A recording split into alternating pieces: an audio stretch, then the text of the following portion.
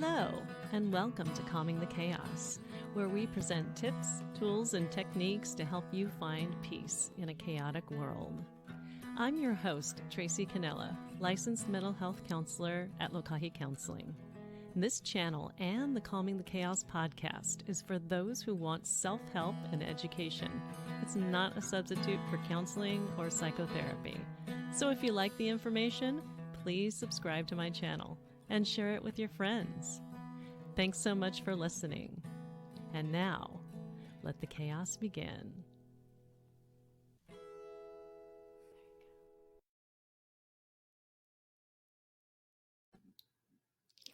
In this episode of Calming the Chaos, I'll be talking with Ben Killoy, and he is a U.S. Marine Corps veteran. He is a husband, he's a father, he's an author, and he's the host of two podcasts. That would be the Military Veteran Dad podcast and the Business of Fatherhood podcasts.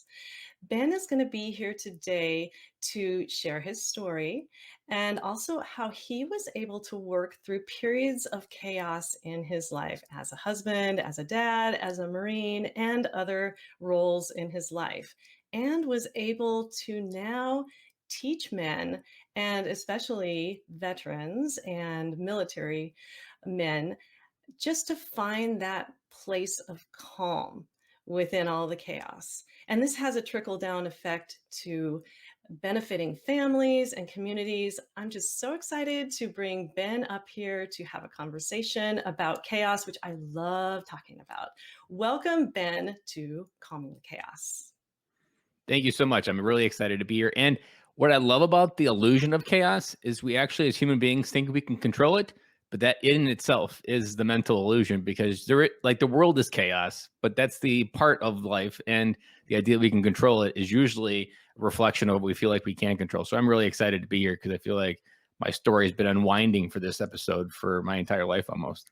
I am so glad that you said that, because chaos is not anything to be controlled. However, you can find the calm place in your own self to be able to survive well during chaotic experiences. So I'm very excited to hear more about you and your journey, your story. Where do we want to begin, Ben? You get to take it. So a lot of my story, I would say there was a chaos going on, especially during like my Marine Corps years when I served from 2003 to 2007. But when I got out, I would say I adopted the road that everybody else did. And I ignored what was chaos, but I was just not processing a lot of feelings. And it really kind of came to a head when my daughter was 2 years old and I was 30 years old. And I remember looking in her eyes one night and just thinking, like, how can I lead you into your life if I can't even lead myself through mine? Like, the chaos at that point was just like, I'm not moving. I'm just stuck. Like, I'm not able to get through my thoughts. I'm overthinking everything. I'm analyzing everything. And it was just this ability to feel like I was in a fog that, like, I could see my world, but in order to figure out where I was meant to go, man, that fog was so thick. It was just the chaos of like, well, I don't even know where I am. So how do I figure out where I want to go? So she, in that moment, made you aware of your own fog. I like that, fog of chaos, because it doesn't have to be that things are coming at you quite a bit, or even that you're aware of it, but you at some point in that moment just were aware of the fog, of the stuckness, and that can create chaos. It's kind of like that moment when you first realize you have a voice inside your head, like that there is this feeling that you have and these thoughts that you have, but then there's also like, I'm tired of thinking and feeling the same way. And what you also realize, like, those are two different things. Like, the voice inside my head, that's not really me. That's just the voice inside my mind. And I'm still in here, even though my thoughts are a certain way. But man, I didn't get any of that type of connection early on. Like, early on, it was this feeling of loss. And something else I would underline what I was going through is I had just dropped out of college as well for electrical engineering. And so I had signed up that this piece of paper was supposed to make everything better, that this piece of paper would calm the chaos in my head to tell me where I need to go, that if I could just manage the chaos and get through it and study at night and do all the things it takes to have a job, a family, and go to college at the same time for really advanced stuff. If I could manage that chaos, I could get through it. And eventually I realized when I failed two D pluses in two classes, I was like, I got to take a break. The problem was when I took a break, I was like, well, now I'm really, now I'm really lost because I was operating on this belief that they assigned me that if you get the degree, unicorns show up. Well, I stopped halfway and I'm like, okay, well, how do I get to the unicorn place? Because that's what I was looking for. And it took about 6 months of kind of feeling lost within that chaos where it was a simple moment to kind of open my eyes up to potentially where I could go. Was I went to a seminar that was local for making a transition from being a staff member to a supervisor. And this guy was talking about leadership. And the way he talked about it really got me excited to the point where I was always raising my hand with the answers to its questions. And I was like, I know all this. I had just forgotten it within the chaos of my life from the Marine Corps. Like, and I often joke that in the Marine Corps, you're leading people, you're doing big things, and you're 22 years old. When you get out, they often don't trust you to run the copier. So that part, like, you just turn off a lot of stuff, and you're like, well, I'm not that. It was the Marine Corps saw it, but the rest of the world doesn't. So I can't be that yet. And so that spark really kind of was like a mag flashlight through the fog a little bit to get me this insight. Like, I love leadership. I don't know where it's supposed to take me, but I started following it. And the downside was I just started consuming information, which then made it almost chaotic, more chaotic, because I had more answers, but I didn't have the right question and I didn't have the right direction still. Because, like, when you're in that chaos, even when you're in the fight, flight, or freeze mode, the worst part of that moment is not having a direction where your compass is supposed to go. I love that you're using these military like Maglite in the fog. And there's, I'm sure, other sort of military terms that you're gonna say, and it just really paints a good picture. I was thinking of a Maglite in the fog. Does that actually really help, or does that reflect back and cause more chaos? Who knows? But it sounds like you had a little bit more I would say information. it gave me the direction. Like, I think a mag light through the fog could kind of give you maybe 20 feet ahead of you, depending on how really thick the fog is. Or maybe there's a moment where the mag light's shining in the right direction and you can kind of see an object at the end. That kind of helped me. But the problem was it's still like the fog would creep in. And what I learned about that fog was it's actually, I mean, it's not real, obviously, but in your head, it feels so real. And the weird thing that started happening to make the fog lift was it wasn't more information. It wasn't even more insights. It literally was just picking a direction and moving towards it. And almost instantly, the fog started to lift. Like, the illusion that I had was I had to know the direction before I could take the action to pick that moment to go towards it. But I learned that it's more important to have, as long as you have a direction in life that you believe is the right one, that believe you're going to learn some different things on, go towards that. And almost immediately the fog starts to lift because you have that momentum. Like, once you feel like you're moving, then the fog starts to lift and that chaos started to calm down a little bit. But there was still another part of that chaos that was related to my own insecurities of, like, not growing up in a lot of ways and just kind of feeling stuck in a, not necessarily immaturity, because if anything, people would have told me I was a very immature person and I had a hard time laughing. But if anything, it was the component of knowing where my value comes from. Because one of those things, when the storm and the wind picks up, like, this is another one analogy that really got me. When the wind picks up, or another one would be like in a river, when the river starts flowing, I would just get carried away with the river and my emotions would get the best of me and I would just blow up pity party balloons. But what I didn't know at that time was that feeling of insecurity was allowing me to flow down the river. And I needed to really find who I was, ground myself in that, because then that's kind of like that anchor in the river where the water flows around me versus me getting carried away with it. Yes, see, I knew you would use another marine sort of thing. An anchor is definitely another visual picture. And I'm really good on analogy. Those are what I'm known for. well, what I'm doing is I'm imagining what it must have been like in that fog with that mag light and a compass. So you're able to see which direction you're going. What you're saying is to choose a direction and just start to move, because otherwise you're going to be stuck in that fog and there's really no action at all that's going to happen to even get you out of the fog. Is that what I'm hearing? Yeah, and there was like two other things is like that I didn't know. I didn't fully know about growth mindset and the growth mindset component that life is something to be experienced and grown through, not like to like avoid or try to find the easier path. Like, no, the harder paths, the obstacles are usually the ones that are make the most growth and it's going to take you where you need to go. And it's that growth because no matter what you choose, you're going to learn something. You're going to learn who you're not. You're going to learn who you are. You're going to run into someone. You're going to have a conversation on this path that could maybe start a new path, but you can't have that conversation until you pick a path. But if I could go back and tell myself there was two things that I really didn't know when I was 30 years old that would have changed everything. That when I was stuck in that fog, that had I had this compass calibrated with these two things, it would have changed everything. That fear is usually something we think about holding us back or things that we need to avoid because like, yeah, it's scary, so I'm not going to do it. But a lot of things like in life today are not lions, tigers, and bears like our brain says they are from millennia ago. But we apply the same like, oh, we need to stay away from that. We could explode if we ever go up on stage to talk to people. Like it's not real. You're not going to explode. You're not going to spontaneously combust and have anxiety all over the walls. It doesn't work that way. But that's how we feel on the inside.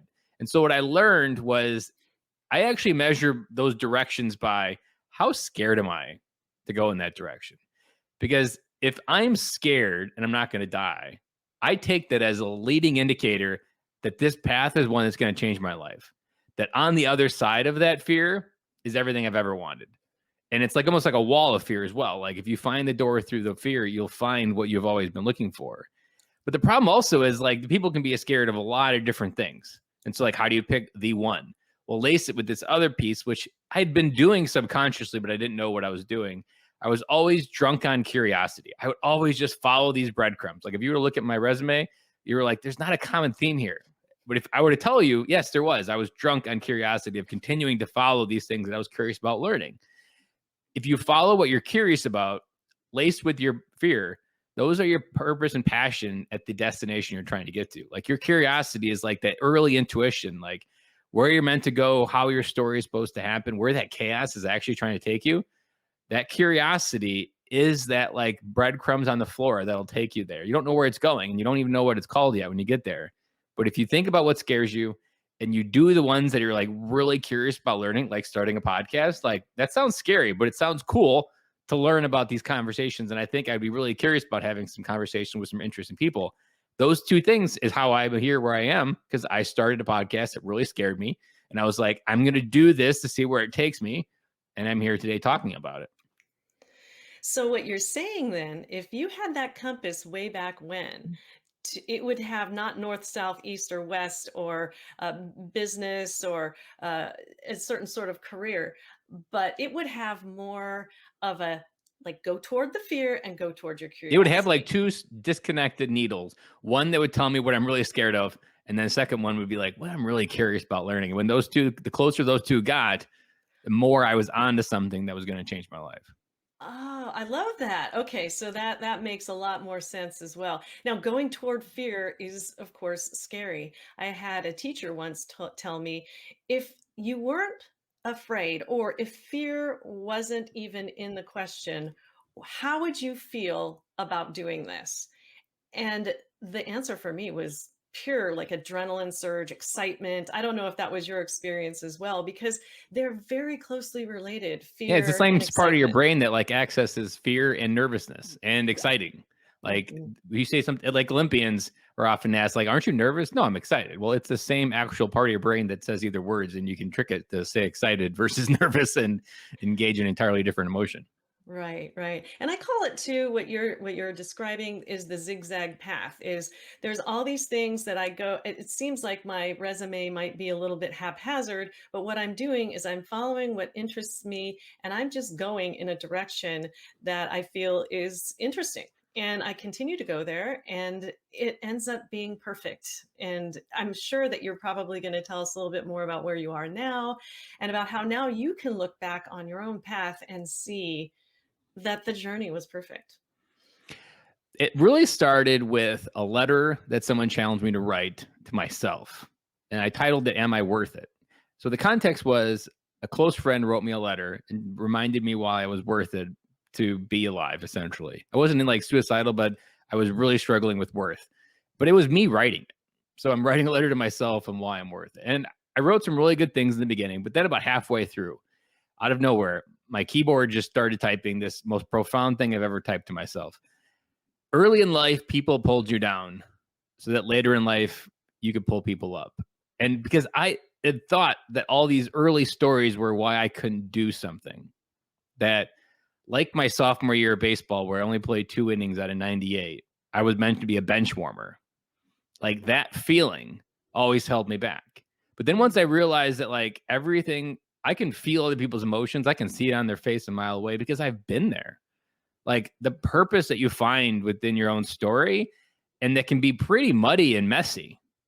And when you find that purpose in it, that's really when you start like wherever you're going, wherever you're heading, really starts to come to fruition. And your story actually has this like arc to like, wow, I'm like in my own Disney movie, like where I get to be the hero that saves the day in my own life using my own story. And a lot of what I've done, I've recently heard that you can't, the easiest way to change the world is take your mess of your life and make it your message. And I recently learned you can't spell message without the word mess. And so when you learn these curiosities, your fear, you're learning these things and where you've been, and you can eventually take them to places where you can go. Like right now, I'm a professional speaker. I'm podcasting about fatherhood.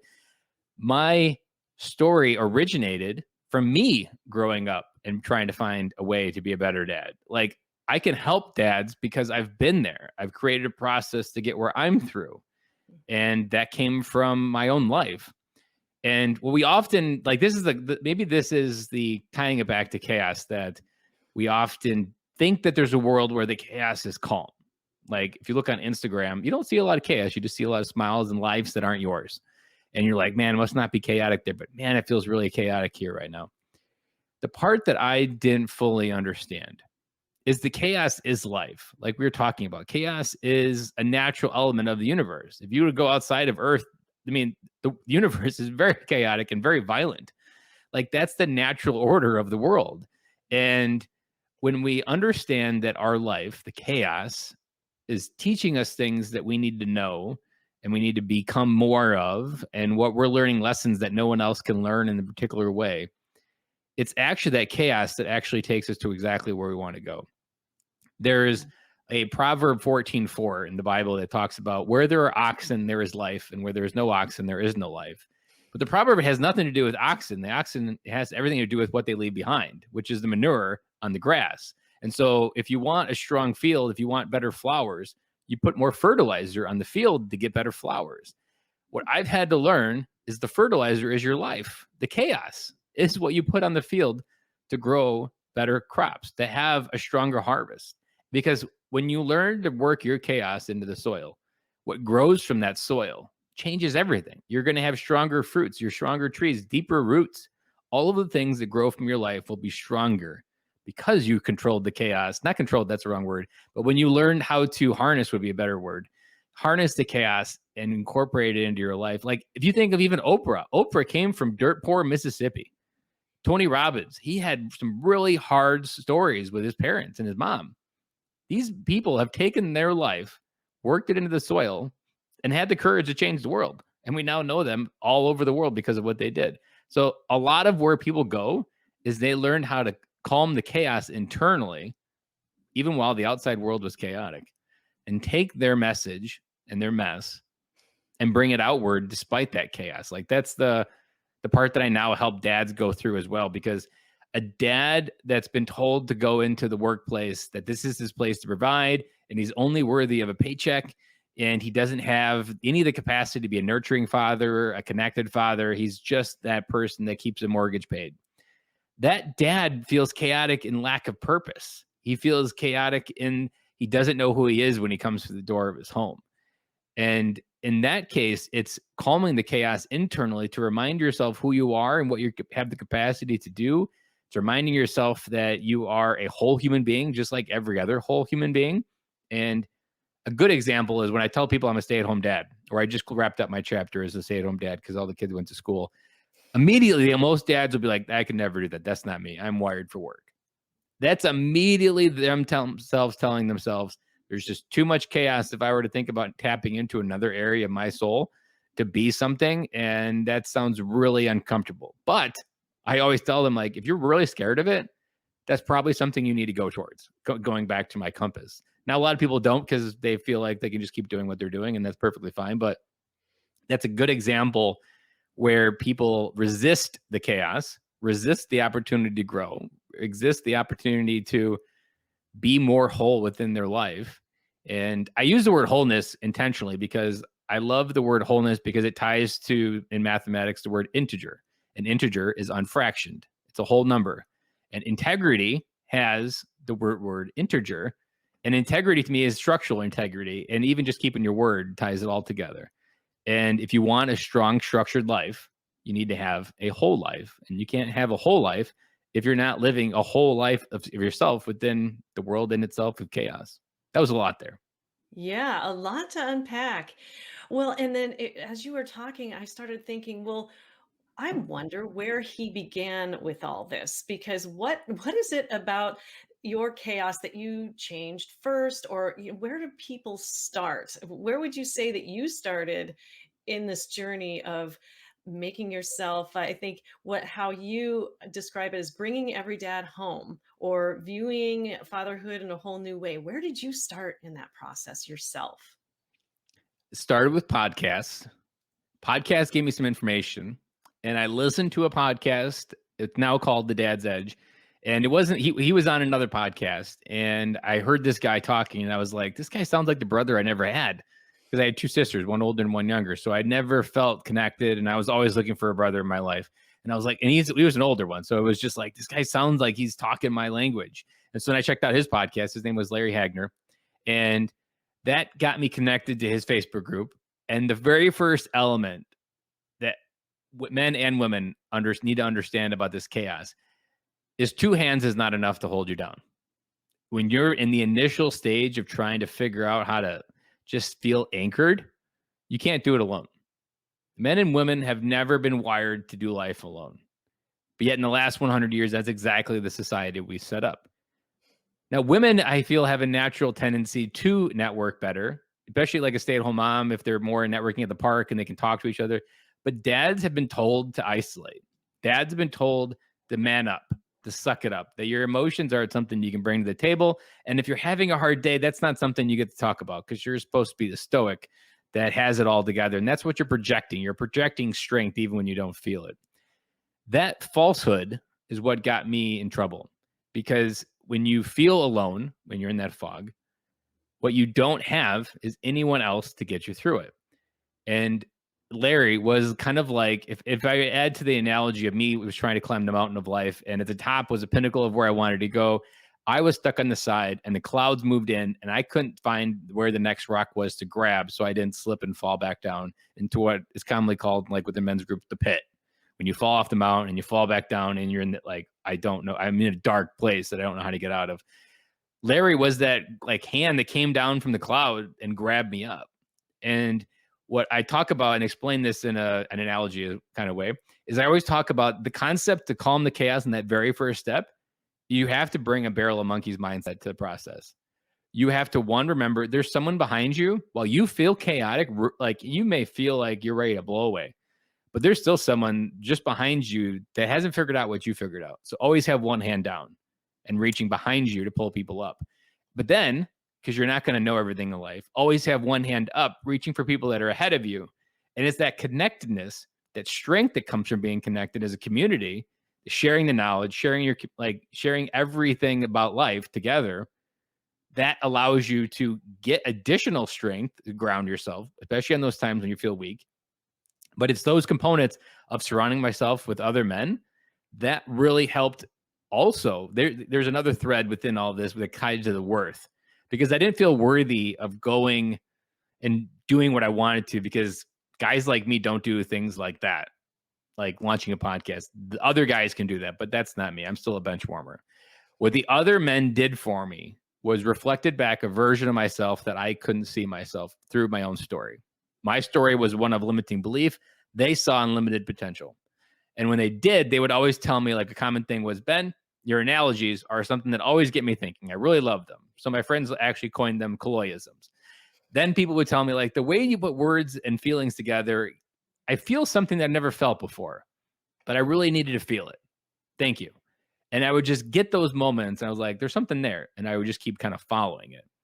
And that essentially what made me believe to launch a podcast, because I told my story to a military spouse and she started crying. And I didn't know whether I upset her or offended her. But what turned out was her husband came home from war physically, but didn't come home from war emotionally. He was just on autopilot. And I was like, well, my story just did that. And here's another reflection of something coming back towards me. That moment, September 2018, I decided I got to launch this podcast, and a gut alignment happened. And I started running towards my launch in January 1st of 2019. So for you, it was listening to a podcast and then developing your own through that process. And I love that picture of his hand coming down and just sort of out of the sky, just yanking you up that mountain. I Yeah, it's like, love I that. got you. Like that feeling, Mm. like right before maybe you even feel like you're going to fall, someone reaches down, you grab it, and like, I got you. And then they pull you up to the next stop. That is the component all people are missing.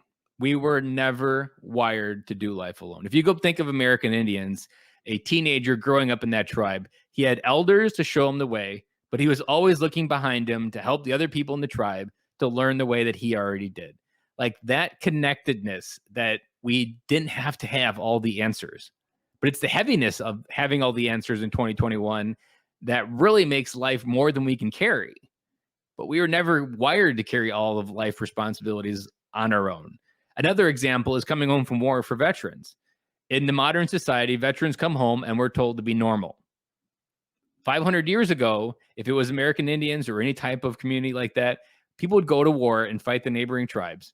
They would come back, and the community would actually make a moment to hear what that battle was like, to share the moment in the story so that that veteran didn't have to carry that all on his own. So imagine a veteran coming back, having this story of hurt and struggle, and not having anybody to share that load with. But yet, earlier on in our society, we used to have that ability to share with communities what that shared experience was like.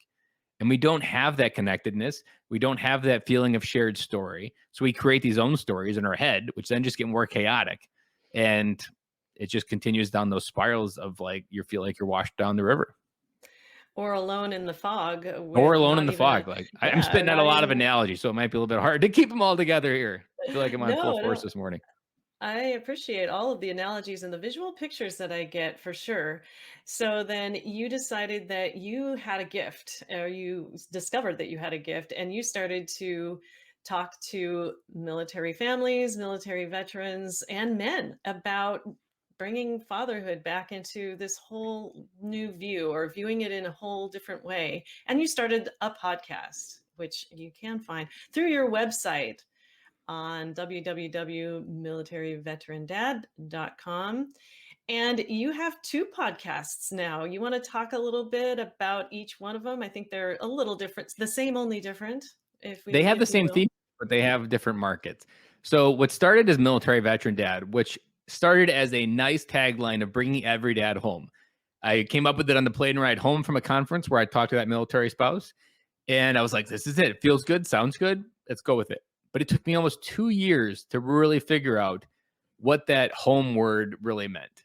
And what I've eventually learned was like that home feeling is that safety and security where you feel comfortable in your own body, that you know who you are, you know how your life has unfolded, you know your GPS coordinates on a map, and you know like exactly how you got here, you know how your life unfolded to get you here, like that confidence to like, and also the separation that you don't necessarily need this external validation from the outside world. That's something that really can mess up a man, whether it be validation through his marriage or affirmation, or maybe he's not good enough, all of these different things. And sometimes it's tied to love languages. Like if we seek a lot of our love languages feelings externally, then we're not able to generate them internally. Like that's the opposite of home. Home is where you almost can access all five love languages on your own, and you can feel that confidence that comes with like, I look in the mirror and I unconditionally love myself looking back, the good, the bad, and the ugly.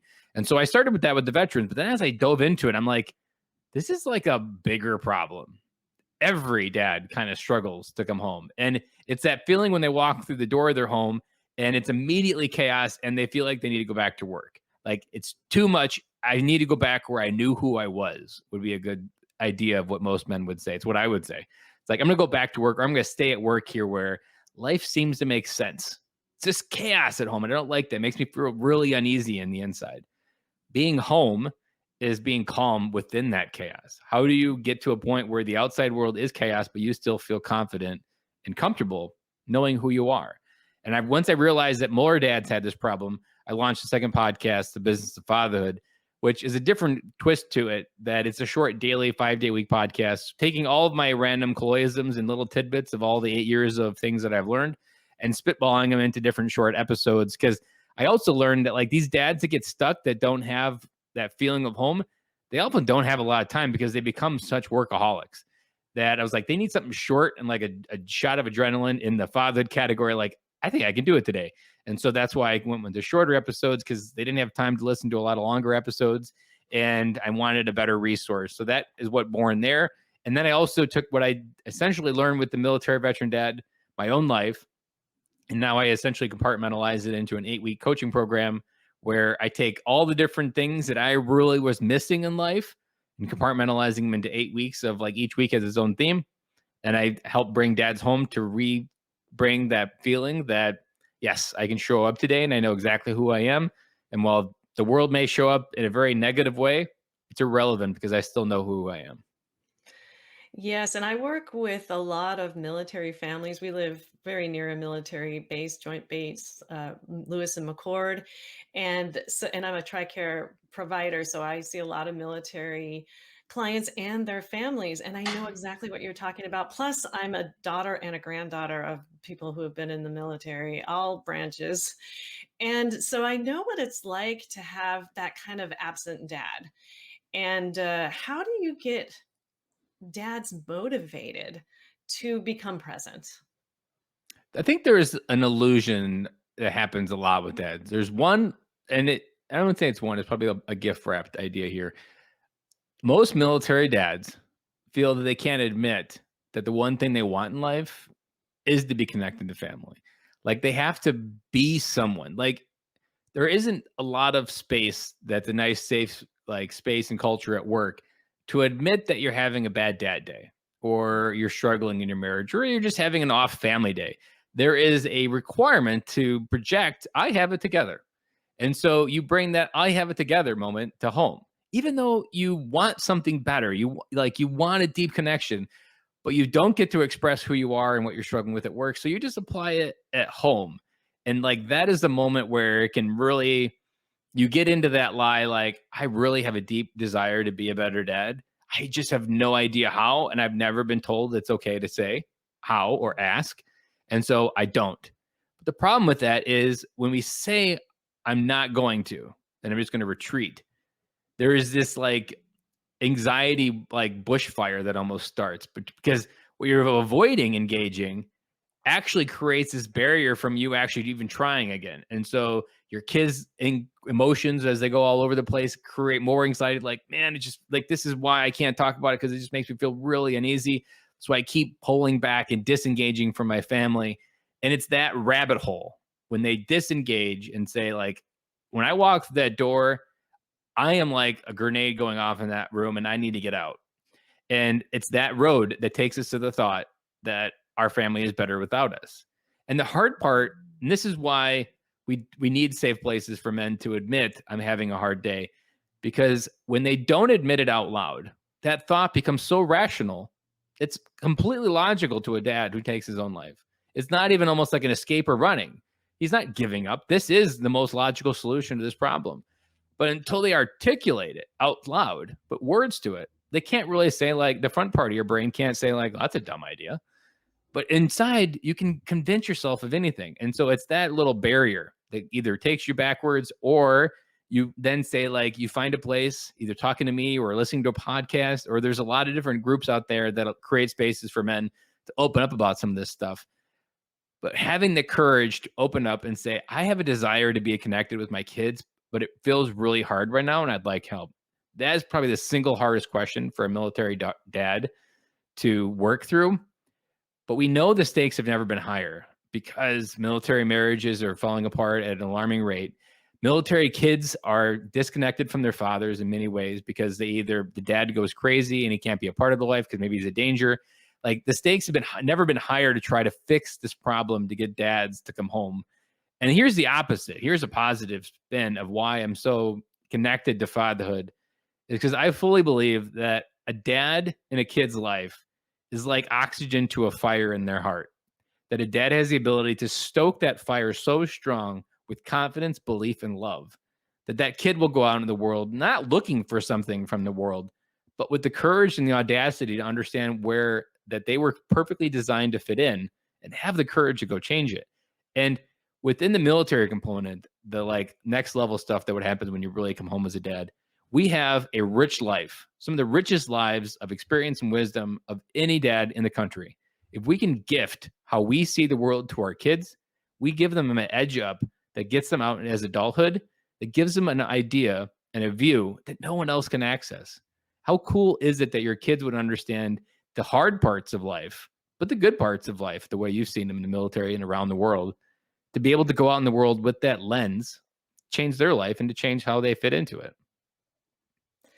That was so inspiring. And when you think about, even if you were to just have that little speech that you just made about dads and about being dads and how they can give back to their kids and in turn create great communities. And I know you said it a lot better than that, but that was pretty much what you were saying, is this world would be a better place.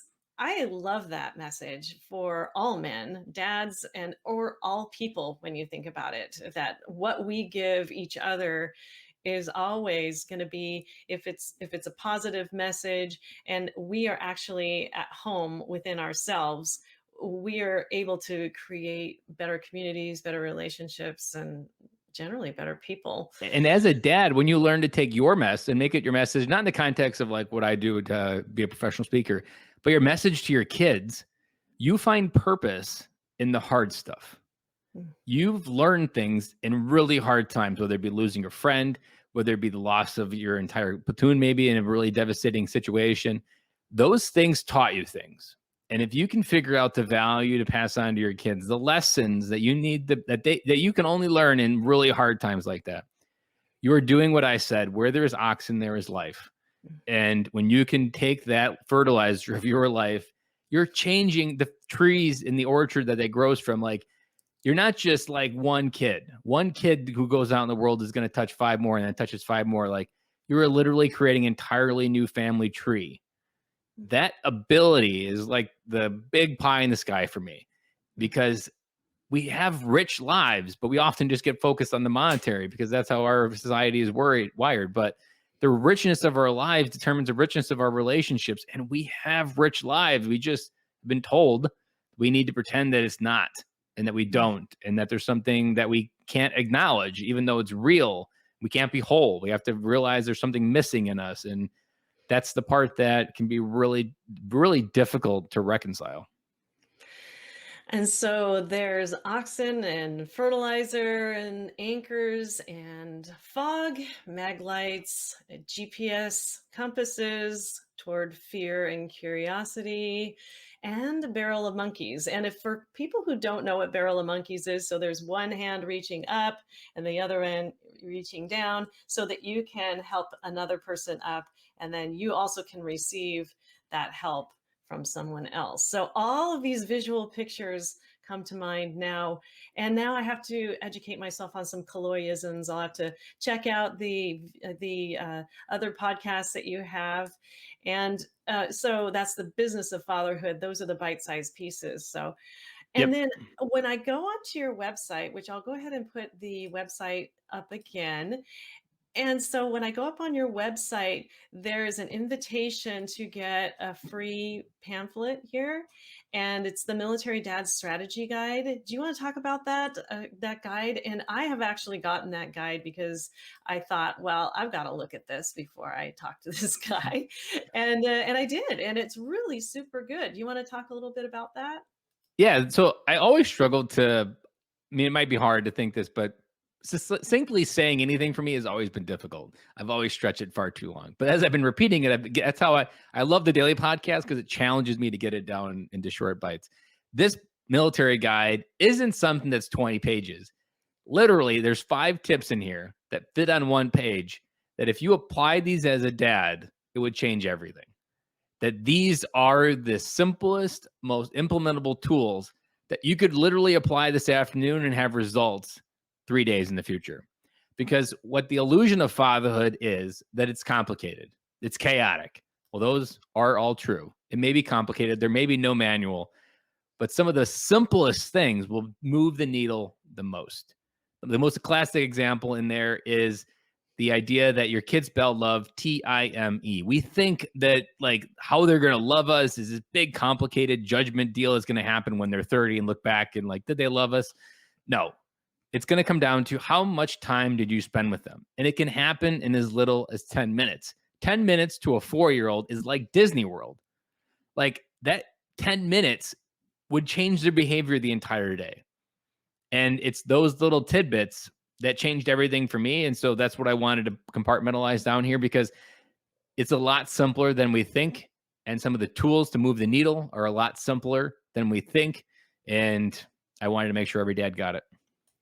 Yeah, and so you go onto his website and you'll get that. I really liked it because it was very simple and I could see how, yeah, and it's very visual too. So you look at it and you can just tell, and there's five tips in there for people to look at. And I love it that it's actually geared toward military dads. And wonderful. Do you want to talk a little bit about the book that you put out here? This is the 5 steps for achieving an authentic life. It is on Amazon. And I really want to get that book because I feel like I need to do that a little bit more in my life, especially being a therapist. You have to be a therapist, and I'm not really authentic. I'm not allowed to be authentically me a whole lot. So I would love to look at this a little bit more. You want to talk a little bit about how you got the idea and what the book's about? Well, the idea, I didn't start with the title. I really just succinctly started writing, and it was an exercise in value. Could I take some of my early mess and make it a message? And in this book is also that letter I wrote to myself.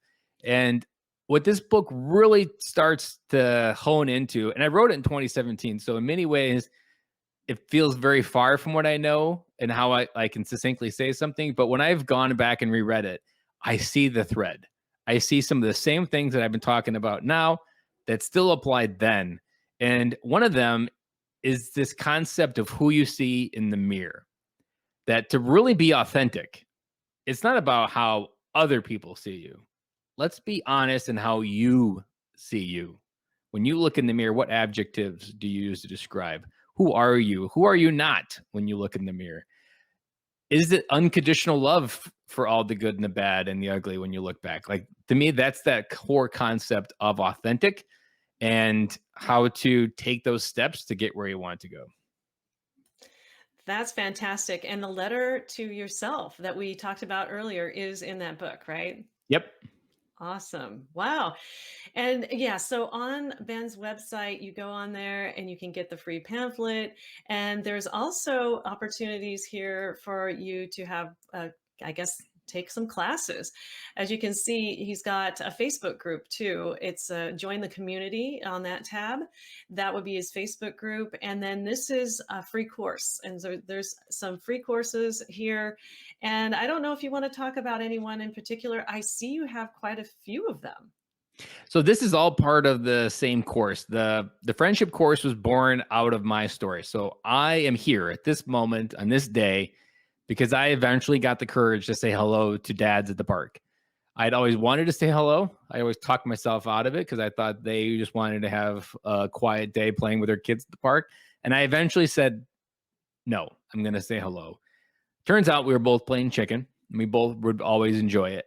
That moment, those reflections, what I mentioned, I kept doing it and repeating it. This is an idea that I believe at the core foundation of everything that I've said. Calming the chaos begins how well are you connected? How many friendships do you have? And I like to break up the word as friend and ships because the more ships you have on your ocean of life, the more opportunity will float away your way ashore. And we often have very little deep friendships in our life. We don't have people we can call. We don't even have a default muscle where we can go to connect. So this is actually an audio course because I knew dads didn't have a lot of time to read something or just even watch a bunch of videos. So I did it in a podcast form because I'm a podcaster, so it felt natural. And so it's just 5 short lessons, 10 minutes length of 5 steps to creating a muscle that allows you to have more friends. And literally, friends is that thing. No matter what you heard out of today's episode, friends is the component that can change everything. If you don't have enough opportunity in your life, you need more friends. The amount of people that you talk to every day is directly proportional to the amount of hope that you probably have for tomorrow. And what ultimately, I feel like at the core of calming the chaos is this word hello. I firmly believe now, and it's one of my core messages, hello is one of the most powerful words in the human language, and most people have no idea how to execute it. But everything in my life and your life has become from a hello. On the other side of hello is the conversation that could change your life, and you're going to miss 100% of those shots you don't take. So that course is that muscle to help you implement some better hellos, some more strategically focused hellos, and the courage to say hello to someone that maybe seems really like an odd person to say hello to or really scary. I've had so many random moments where I say hello. I mean, some of them are just kind of really random where it's guys facing the direction holding a beer at a newcomer, and he turns around and his name is Ben too. And I was like, whoa, if that's not a sign from the universe that we need to be friends, I don't know what is. Like, there's just a lot of weird moments where I say hello and I'm like, whoa, that was really weird. There's something here that we can already figure out. And it was on the other side of hello. Right. I know. And we had said hello, and then today discovered that we had a couple other things in common, like Toastmasters. And that is always finding some common ground with the person that you're saying hello to and you're talking to is so It's the important. human experience. Like, life is meant to be experienced with connection to other people. And Mhm. Corona reinforced the opposite, but it also kind of a catechismally shown that we need it, but we often don't really know the path, or maybe you have low worth issues. You don't feel valuable to engage, or you just don't see yourself going back to authentic. If you don't feel like you know who you are, or like, what if they reject me? Like, those are scary feelings. And for me, I didn't say hello for most of my 20s because a high school girl said no in high school and it felt really bad. So I just applied that to everybody.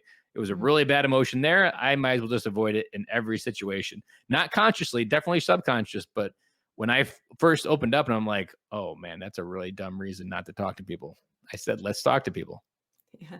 Yeah, you can say hello or you can say no, and you can choose, right? You can choose which one you say. And But a rejection hello, isn't a verdict from the universe. Like, that's a deep feeling that I used to feel. Like, if someone were to say you don't get this job, like, I would literally have a thought in my head like, yep, this was just validated. This is why the universe hates me. It's why I suck as a human being, and this is why I'm going to stay exactly where I am. Like, that was a conscious physical thought I had in my head of something that would happen when I had something bad come into my life.